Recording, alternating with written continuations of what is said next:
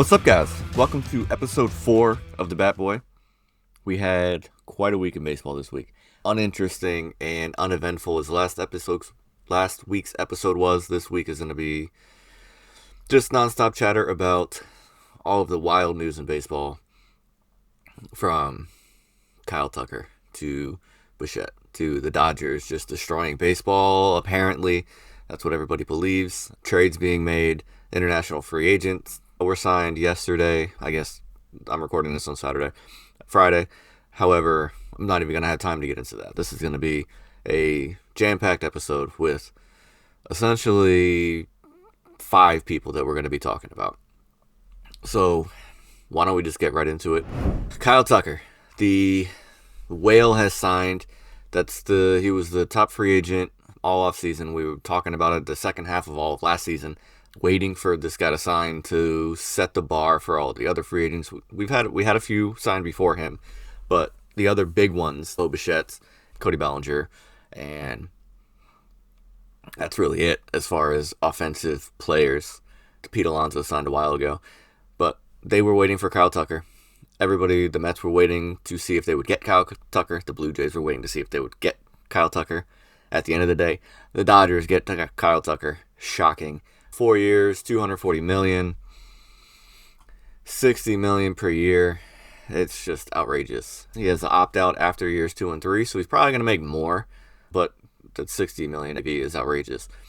So chances of him making more than that, but I think he might be looking to play those 2 years, just be in the middle of a lineup that's just going to dominate around him, just set him up for success, and then go sign his 8-year contract after that. He's still only 28 years old. Had 2 additional offers on the table. One, 4 years, $220 million from the Mets, and a 10-year, $350 million from the Blue Jays, which $35 million per year looks laughable right now. But it was a 10-year deal. That's a lot of stability. That's a lot of guaranteed time. That's pretty much taking you to retirement. The Blue Jays offer looks silly when you look at it next to the others. They kind of probably wish that didn't come out. The 4-year, $220 from the Mets was, you would think that's a good offer. What is that, $55 a year? That's a good offer.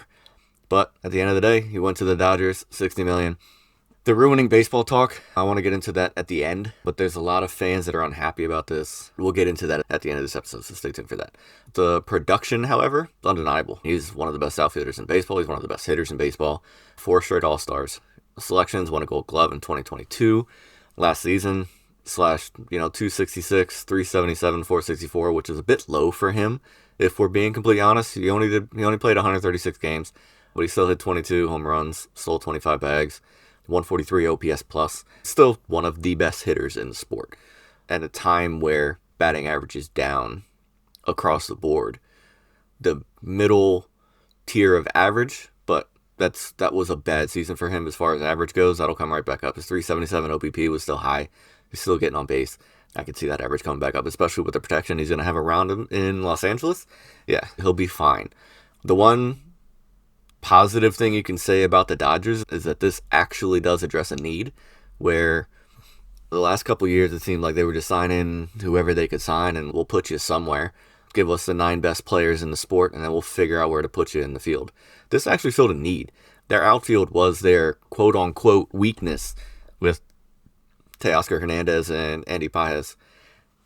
Those guys aren't even remotely close to the caliber of the rest of the team. Hernandez is okay. They're okay. They're good. They're good baseball players. I'm not saying they're not good baseball players, but when you got Freddie Freeman and you got Mookie Betts and you got Shohei Ohtani and you got now Kyle Tucker and Will Smith and the pitching staff that's outrageous, the Hernandez and Paez in the outfield just seemed like the weak link. That's not the case anymore. So kudos to the Dodgers. They did what the Dodgers do. For me personally, I don't really mind what they're doing. It doesn't bother me that much. But again, we'll get into that deeper later. But that was the big move. We were waiting for it. And now I think, especially with spring training right around the corner, pitchers and catchers are reporting in less than a month.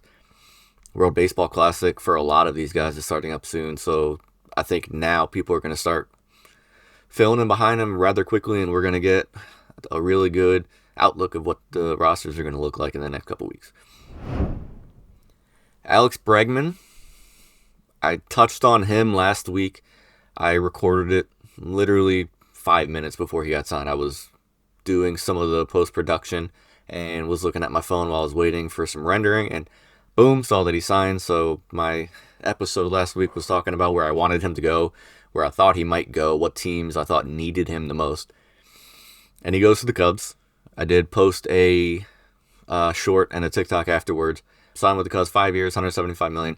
Another one that had another intriguing offer on the table where everybody thought he was going to go back to Boston. They offered him 5 years, $170 million. So at the end of the day, essentially the same deal. And he decided to go with the Cubs. I don't know what that says about Boston. I don't know what that says about the Cubs. But I like him with the Cubs a lot more. I think that's the biggest thing I was talking about last week was after the Cubs made the trade for Edward Cabrera, I really wanted them to make a move for an offensive player.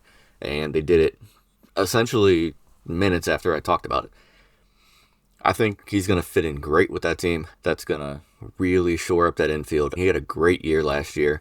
Hit 273, 18 home runs, 62 RBIs. Had his best OPS plus since 2022, 128. He's a past Gold Glove winner in Houston. He's going to slot right in the middle of that order for the next 5 years, and he's going to be very good. What does this mean for the rest of their infield? Nico Hoerner has been talks in trade possibilities for a long time this offseason. I think I would like to see them keep him. Let's put it this way. I would love to see Hoerner at second, Swanson at short, Bregman at third. You got Bush at first. You got Matt Shaw in kind of the backup utility role to fill in for guys. Chances are somebody's going to miss some games with injuries. That just happens 162 games. Somebody's going to get hurt. Somebody's going to miss some games. If Hoerner doesn't get traded, does Matt Shaw get traded? I don't know. I think Matt Shaw is a pretty good player. I think they can get a pretty good return for him. If it was me and I was the GM for the Cubs, I'd keep them both. It doesn't hurt to have depth, but at the end of the day, if you want to go get somebody else, go get another relief pitcher, go get another starting pitcher, which you might not need after Cabrera, but who knows? Pitchers get hurt more often than positional players do. Get another pitcher. You can trade Hoerner. At the end of the day, I love this for the Cubs. I think they're going to be very good. The Cardinals have essentially decided to rebuild. Who knows with the Reds? I thought the Reds were going to be better last year than they were. I don't know. The Pirates are So it's basically going to come down between the Cubs and Brewers. If we're being honest, that's essentially it, I think, out there. But I think adding Bregman and adding Cabrera and potentially keeping Nico, you could still get Bellinger. Kyle Tucker obviously gone. They didn't make an offer to Tucker. So I think they're going to be very good. I think that's an awesome signing. I love Bregman to the Cubs. The next big signing, I don't think it was 24 hours after Kyle Tucker signed, Bo Bichette signed with the New York Mets. My first thought was this was a panic signing after losing Kyle Tucker. Not to say that Bo Bichette's not a great player, not to say that he's not going to make that team significantly better, because I think he is. I think Bo Bichette is very underrated. I think he's a great hitter. One of the league's best hitters. If we're like just pure hitter, not power, just hitter. You don't have very many 300 hitters anymore. That's just not a thing in 2025, 2026. And he does that. He had a rough 2024, but bounced back last year in his contract year, which most of them do, and secured that back. He got 3 years, $126 million from the Mets. That's $42 a year for a one-way player. Let's just not sugarcoat it. He is a horrible defender, but the bat plays, and he makes that team better. After I thought with the losses of Alonso and Diaz and Nimmo and McNeil, and then the additions of Semien and Weaver and Devin Williams. Whew! After losing the aforementioned guys and then signing those, I thought they were a net loss from the year before. However, I think Bichette brings them back up. Playing him at third base is going to be a concern for me. I think he's going to be really bad defensively at third base. I think shortstop is the most important position in the infield, obviously. I think third base is the most difficult position in the infield. If you were going to tell me that he was going to play second, I would have told you he'd be an average defender and an excellent hitter, and that would be a very good ball player. You put him at third, he is going to struggle. I know you got Francisco Lindor next to him, who is one of the league's elite baseball players and one of, I think, the two best shortstops in the league behind Bobby Witt. Even with that, I think that's just going to be a tough spot for Bichette. When the signing was announced and I posted a quick shorts video about it, and I said that with Lindor there, they're going to put him at second. I had neglected the fact that they had traded for Semien, and he's going to play second. That would have changed my outlook on it a little bit. I still think it's a good signing. I still think they needed to make that signing. But putting him at third, man, that's worrisome. But at the end of the day, they're a better team than they were the day before. Kudos to the Mets for doing something after what I thought was a bit of an underwhelming offseason, especially with the aggressiveness at which Steve Cohen likes to sign people and make splashes. I thought they needed to make that splash. Ranger Suarez signs with the Red Sox. 5 years, $130 million. This was a longer and more lucrative deal than I thought he was going to get. I was thinking about 25 per at 3 years was my guess. This is a pretty good deal for him. Joins what's now a elite rotation with Garrett Crochet, Sonny Gray, and Brian Bayo. And then you got some options for that 5 spot. You could trade one of them to get some more offense. Now you got some wiggle room. Now you got some toys to play with over there in Boston. Had a very good year last year. Missed some time with injury in the beginning of the year, but ended up 3.2 ERA in 157 innings, made 26 starts, essentially a strikeout per inning, 137 ERA plus. Was a very good pitcher. I think it's a good signing for the Red Sox, and it gives them some toys to play with to make some moves for the offense. And I think that's going to be good for them because they've been trying to get some of these free agents, and it's not happening. They were getting ridiculed for not spending a single dollar before this move. I think one of the reasons they got him was he is an elite postseason pitcher at this point in his career. He's only made 8 starts. However, he's got a 1.48 ERA career in the postseason. And 8 starts isn't that small a sample size. That's two and a half months of pitching. And 11 games, 8 starts. That's 2.5 months worth of pitching to a 1.48 ERA. That's excellent. And he's, like I said before, about a strikeout per inning. He's not going to blow you away, but he's a weak contact specialist, one of the best in the business.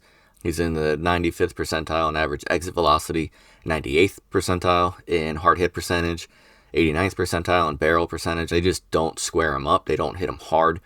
He's going to produce weak contact. The majority of the time, he doesn't walk people. His walk rate is extremely low. I think he was in the 88th percentile in walk percentage. He's very good at what he does. He knows what he's good at, and he uses it extremely well. I think that's a good signing for the Red Sox. Big trade. Nolan Arenado just traded to Arizona for right-handed pitcher Jack Martinez, who was the 8th round pick for the Diamondbacks this past season. He is now going to be 35 years old in April. Obviously on the decline. He's been consistently declining since 2022, which happens. He was the guy for a few years there in Major League Baseball. He was the perennial Gold Glove MVP, just putting up monstrous numbers in Colorado, which, take it for what it's worth, playing there. But he continued that initially in St. Louis, and then I think age is catching up to him. I think, like I mentioned before, I think third base is the hardest position in the infield. Might be the hardest position on the field, not pitcher or catcher. And it just takes a toll on your body. 35 years old, he's been doing this for 13 years. That's just a lot of innings on your body. Last year was not great. Only played 107 games.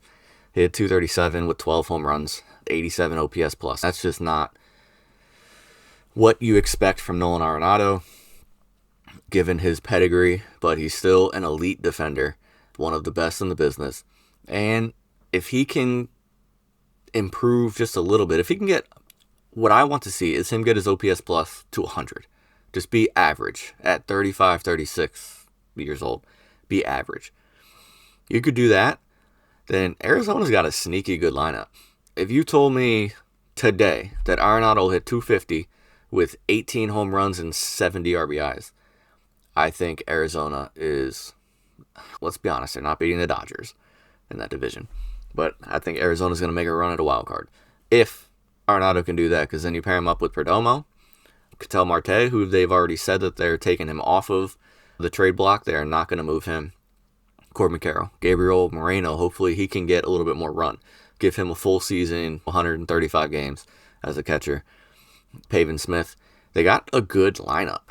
Sneaky good lineup and a quietly good starting rotation. It's not flashy. It's not great. It's just quietly good. They're going to be consistent. They're going to be good. They're not going to blow you away. They're not going to win a Cy Young, but they're going to be good. If Arenado can provide average, and not average for Arenado, average just across MLB, that's not asking a lot, I think they're going to be very good, and I think that's a good move for them. Losing a first-round pick, or not a first-round pick, losing a first-year pick, I don't know how to say that. Taking someone in the draft and trading them within 6 months sucks. But he was an 8th-round pick. It wasn't like they were trading their first pick. I think Jack Martinez, he's got some high upside. He had some control troubles in college. Based on the little bit of research that I did, I don't follow college baseball much. Actually, I don't follow college baseball at all, except for some clips during the College World Series. But from what I read, he had some control issues in college. That's something that could easily be remedied from a good pitching coach. St. Louis has produced some good pitchers lately. So, we'll see. Who knows? End of the day, I think it's a win-win for both. Cardinals are obviously in their rebuild. They've been talking about trading Arenado for what seems 2 years.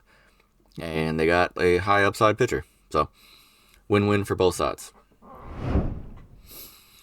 All right, a couple, I don't want to call them housekeeping deals, because it's still major news as far as baseball goes. But when, Kyle Tucker, Bregman, Bichette, Suarez all signed within 4 days of each other, this kind of gets thrown on the back burner. But Willi Castro, utility infielder with the Twins last year, signs with the Rockies sneakily. I think this is a very good signing. 2 years, $12.8 million.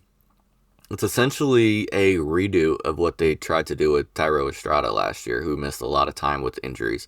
Same profile, other than the fact that Castro can steal bases. Estrada doesn't. But same, you're going to get mid-teens home runs if you get a full season out of him. He's had some injury problems.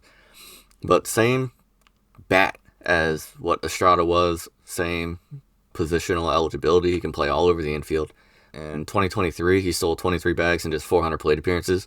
You could see a little bit of a power surge in Colorado. There is that possibility.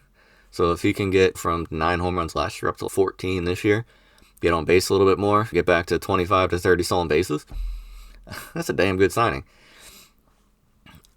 I like it. I like those utility infielders. I think they're just essential to have in baseball. There's so much injuries. There's so much just unknown when it comes to 162 to 180 game season, depending on how deep you go into the playoffs. Not for them, obviously, but there's just so much unknowns that having those utility infielders is essential to team success. Another quote-unquote housekeeping note, Clayton Kershaw, recently retired from Major League Baseball, has now joined Team USA for the World Baseball Classic. I love this. I've been a huge Clayton Kershaw fan. His entire career, he's arguably the best pitcher I've ever watched. I saw most of Pedro Martinez, most of Roger Clemens, and then Roy Halladay, Max Scherzer, Justin Verlander. I've seen Clayton Kershaw, I think maybe Pedro or Clemens or Randy Johnson, but Clayton Kershaw is the best pitcher I've seen from start to finish of a career that I can remember. He's just been dominant, and I hated the reputation he got for not being able to pitch in the playoffs. I hated it. I hated everybody talking about it. I hated how it put a dent into his career resume, and people wouldn't give him the credit he deserved because of that. I think winning back-to-back rings with the Dodgers at the end of his career, I don't know if that's going to quell that a little bit or not, but I hated that reputation. At the end of the day, go get you a gold medal. I don't know what's going to happen in this World Baseball Classic. All the teams seem to be loaded. It's almost like a repeat of the Olympics. Steph Curry and LeBron James decided to go play for Team USA for the first time probably ever together, and everybody just fell in line behind them. Aaron Judge made the announcement he was going to play in the World Baseball Classic. Everybody fell in line right behind him. Team is loaded. If I'm Clayton Kershaw, I'm like, back-to-back rings, a gold medal, and go on my merry way and enjoy my life. Sounds good to me. That pitching staff is ridiculous. You got Paul Skeens and Tarek Skubal. That's all you need. 2 best pitchers on the planet. And then you also got Joe Ryan. You got David Bednar. You got Nolan McLean. You got Griffin Jacks. I don't think Clayton Kershaw is going to do much. I think he went to the Team USA brass and just said, hey, look, I'm there to give these guys a break when they need it. If I need to get in there and throw a couple innings, let me go throw a couple innings. If you don't need me at all, don't use me at all. I don't really care. I want to be there. I think his presence is going to help. I think his knowledge is going to help. I think the respect that he gets is going to help the pitching staff there. And I love it. Go get you a gold medal. Why not? Go have fun. Walking out the door of Major League Baseball, just put a little bow on your just absolutely incredible career. Okay, let's get to the elephant in the room. Are the Dodgers and what they are doing bad for baseball? I don't personally think so. I think they got money. They're not afraid to use the money. Okay, there's a lot of other teams in Major League Baseball that have the money as well.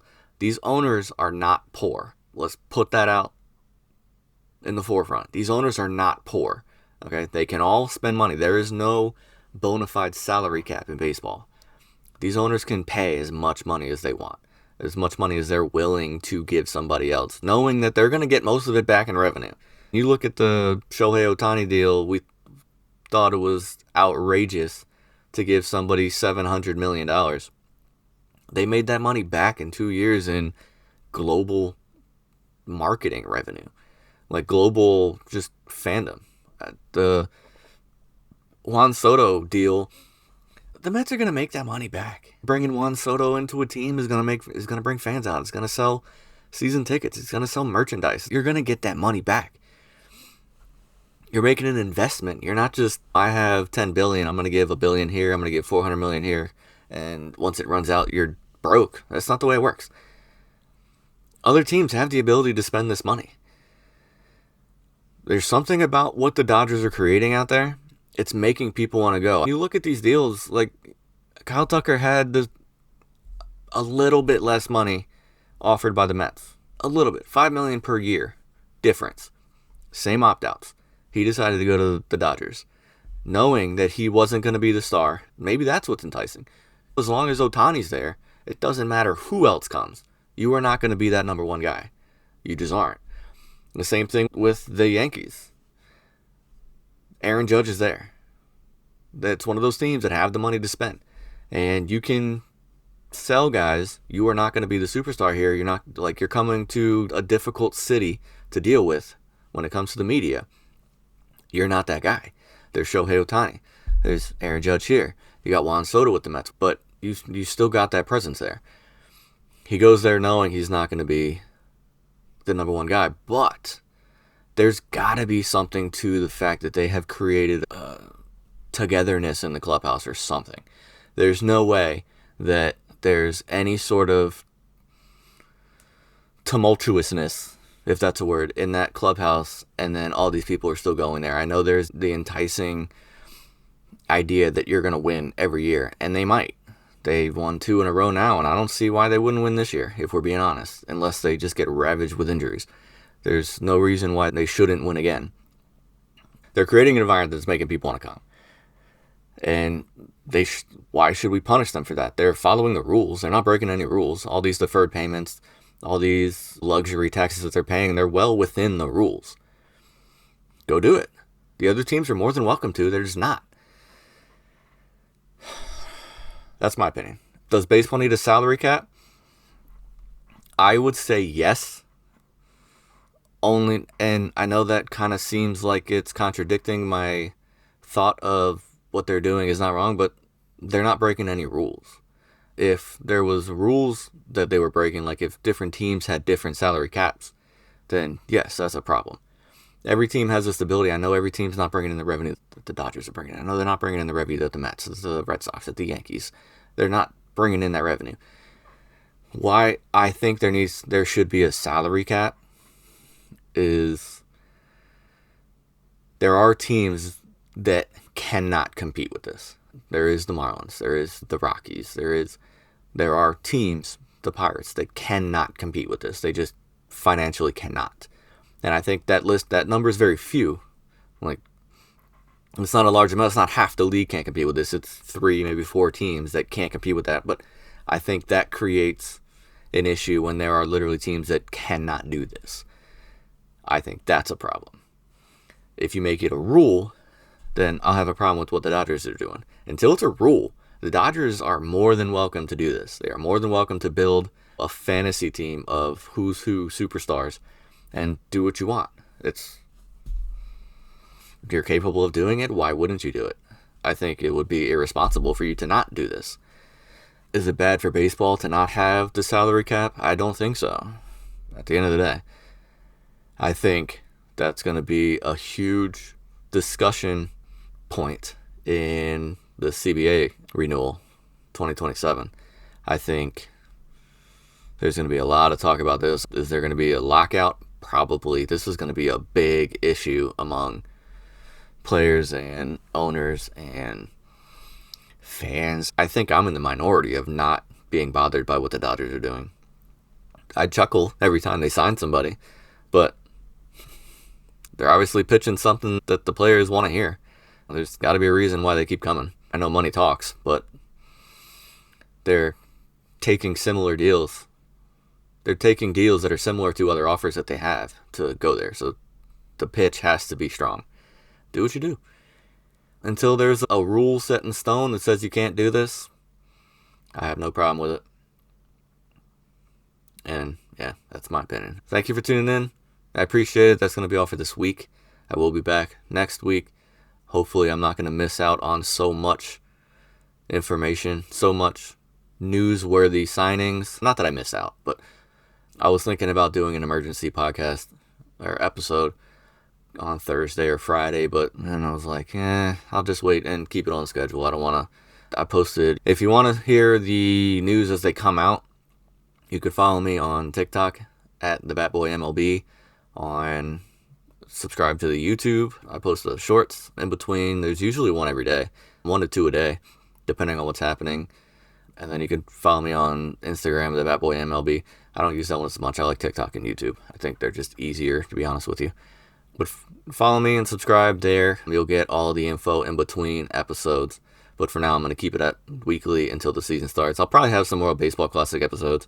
And then the team previews will be starting on February 11th or 12th. There will be a team preview every day, Monday through Friday, leading up to opening day.